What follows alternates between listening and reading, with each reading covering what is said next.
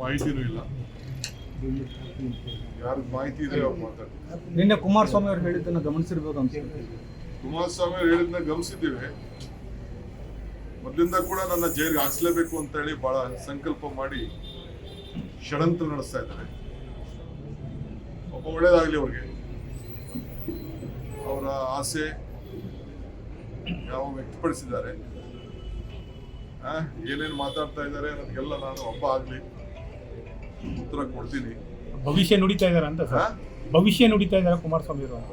ಹೌದು, ಮೊದಲಿಂದ ಕೂಡ ಅವ್ರ ಕುಟುಂಬದ ನನ್ನ ಮೇಲೆ ದೊಡ್ಡ ಷಡ್ಯಂತ್ರ, ಇವತ್ತೇನಲ್ಲ, ಹಿಂದೆ ನನ್ನ ತಂಗಿ ಮೇಲೆ, ನನ್ನ ತಮ್ಮನ ಮೇಲೆ, ಎಲ್ಲರ ಮೇಲೂ ಈ ರೀತಿ ಹಿಂದೆ ಚೀಫ್ ಮಿನಿಸ್ಟರ್ ಆಗಿದ್ದ ಪ್ರಯತ್ನ ಮಾಡಿದ್ರು.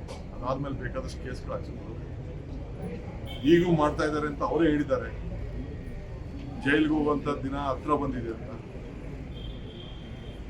ಅದಕ್ಕೂ ಉತ್ತರ ಕೊಡ್ತೀನಿ, ಅವ್ರಿಗೂ ಉತ್ತರ ಕೊಡ್ತೀನಿ. ಇಲ್ಲ ನಾನು ಒಂದು ಕೆಲಸ ಮಾಡಿದ್ದೀವಲ್ಲ, ಇದು ಎಲ್ಲರೂ ಗೊರೆ ಆಗಬೇಕು. ನಿಮ್ದು ಯಾವ್ದಾದ್ರು ಒಂದು ಚಾನಲ್ಗೆ, ಪ್ರಸಿದ್ಧವಾದ ಚಾನಲ್ಗೆ ಕರೀರಿ, ಪಕ್ಕದಲ್ಲಿ ಅವ್ರನ್ನೂ ಕುಂಡಿಸ್ಕೊಳ್ಳಿ, ನನ್ನೂ ಕುಂಡಿಸ್ಕೊಳ್ಳಿ. ಹಿಂದೆ ಸಾತ್ತೂರಲ್ಲಿ ನಡೆದಿತ್ತಲ್ಲ ಮ್ಯಾಚ್ 2020, ಹಂಗೆ ನಡೀಲಿ. ನಾನು ಅಸೆಂಬ್ಲಿಲಿ ಕರೆದಿದ್ದೆ, ಪಾಪ ಪಾರ್ಲಿಮೆಂಟ್ ಹೊಂಟೋದು. ಇನ್ನು ಬೇರೆ ಅವ್ರ ಪಾರ್ಟಿಯವ್ರ ಜೊತೆ ಮಾತಾಡೋದ್ರ ಏನು ಅರ್ಥ ಇದೆ? ಅವರೆಲ್ಲ ನನ್ನ ಲೆವೆಲ್ಗೆಲ್ಲ ಅವರೆಲ್ಲ. ಅದಕ್ಕೆ ಅವ್ರನ್ನೇ ಕರೆದ್ಬಿಡಿ, ನೀವೆಲ್ಲ ಫಿಕ್ಸ್ ಮಾಡ್ಬಿಡಿ. ಸಾಕಷ್ಟು ಬರೋ ಆಹ್ವಾನ ಕೊಟ್ಟಿದ್ರಿ ಸರ್, ಸಾಕಷ್ಟು ಬರೋ ಆಹ್ವಾನ ಕೊಟ್ಟಿದ್ರಿ. ಬಹಳ ಸತಿ ಅವ್ರಿಗೆ ಆಹ್ವಾನ ಕೊಟ್ಟಿದ್ದೆ, ಈಗೂ ಹೇಳ್ತಾ ಇದ್ದೀನಿ. ಸುಮ್ಮನೆ ಇಟ್ಟಡ್ರನ್ ಮಾಡೋದಲ್ಲ.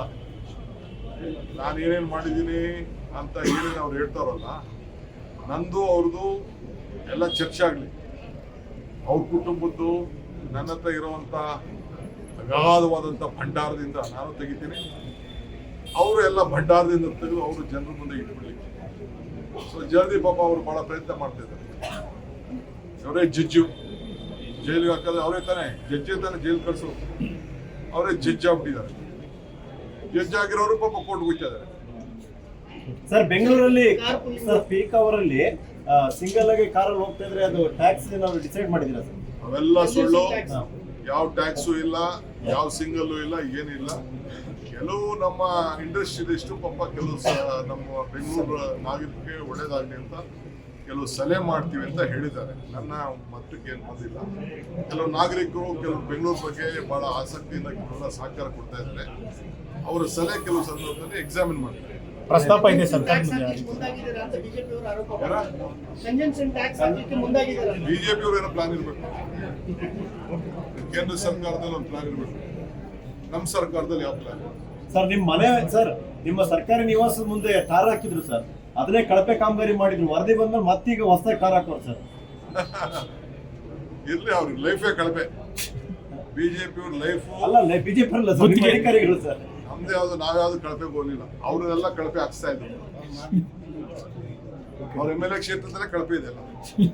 ನಿಮ್ಮನೆ ಎದುರುಗಡೆ ನೋಡಂಗ್ ಮಾಡಿದ್ರು ಅಂತ ಅವ್ರ ಕ್ಷೇತ್ರದಲ್ಲಿ ಸರ್.